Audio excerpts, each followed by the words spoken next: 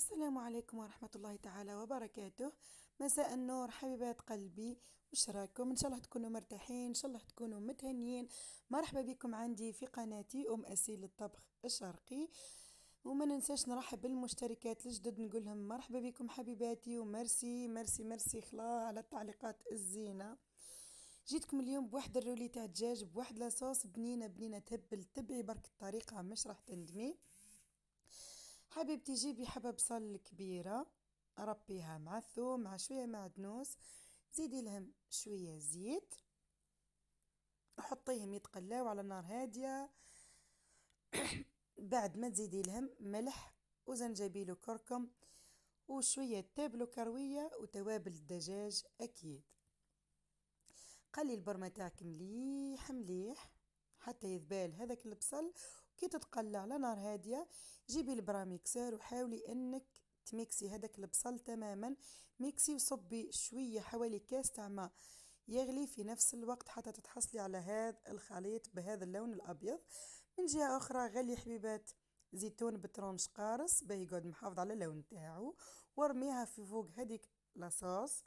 زيدي جيبي علبة شامبينيون، انا غسلتها مليح خطرتين ولا ثلاثة، من صفيتها من هذاك الماء تاعها وغسلتها خطرتين ولا ثلاثة. وزيدي رميها فوق هذاك الزيتون وخليهم يتقلاو سوا سوا باهي تشربوا هذيك البنة تاع البصل. واكيد ديما تمرقي بالماء سخون، مرقي بالماء سخون حتى تلاحظي انه الحمص تاعك عذرا الزيتون تاعك والشامبينيون تخلهم طياب تماما وراح قريب تنشف لاصوص.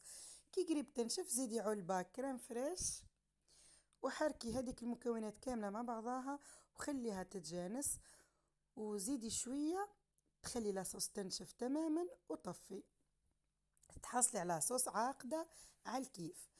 جيبي درك صدر تاعك تاع دجاج، ارحيه مع حبة بصل وثوم وعظمة، زيدي لها معدنوس، من المستحسن تكون معدنوس خضراء، انا ما كانش عندي درت معدنوس من الكونجيلاتور. ونفس التوابل ضيفيها عليهم اللي هي كركم وزنجبيل وفلفل اسود وملح وتوابل الدجاج وشوية تبلو كروية مش بزاف حبيبتي. وخلطي كل هذيك المكونات معاهم شوية شابلوغ حسب الدجاج اللي راح يكون عندك. واكيد الطريقه تاع الروليه هي المعتاده، الطريقه اللي يعرفوها الناس كل. فرشي الالومنيوم وفوقه البابي فيلم وابسطي هذاك الدجاج تاعك وفوقه علبه فرماج ورولي الرولي تاعك عادي جدا بهذه الطريقه. وزيري مليح اشبحي مليح بيجيك الرولي تاعك مشبوح بهذه الطريقه. وحاولي حبيبتي انك تزيريه مليح في البابي فيلم، اجبحيه على الجوانب سوا سوا، وزيدي نفس الطريقة اشبحيه في البابي ألمنيوم كما راهو موضح الفيديو أمامك.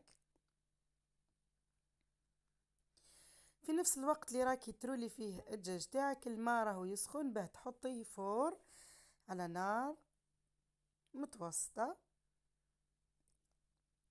في هذاك الماء قادرة تزيدي أعشاب عطرية ولا إكليل الجبل باه يتنسملك الرولي تاعك.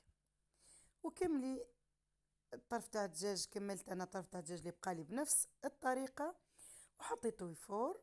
وبعد ما فار وطاب مليح مليح حطيت مقله فوق النار وحطيت فيها شويه زبده وحاولت اني نحمره من كل الجوانب. هاوليك حبيبتي قلبي غير بشويه حتى يحمر، وها هي النتيجه احمر من كل الجوانب حمرته. ولهنا الطبق تاعنا راهو واجد حبيبتي صاي. حاولي انك تقطعي الرولي تاعك بالشكل اللي تحبيه وبالسمك اللي تحبيه وشهدكم في الجنة. سربيه مع هذيك لاصوص الزينة البنينة الخاترة مع دي ترونش قارص وشوية معدنوس وشاهدكم في الجنة حبيباتي. نتمنى فقط إذا عجبكم الفيديو تجربوه وتخلوا لي تعليقاتكم الزينة، وما تنساوش الجيم اللي راح يعاوني به ننجح في القناة. ودمتم في أمان الله وحفظه.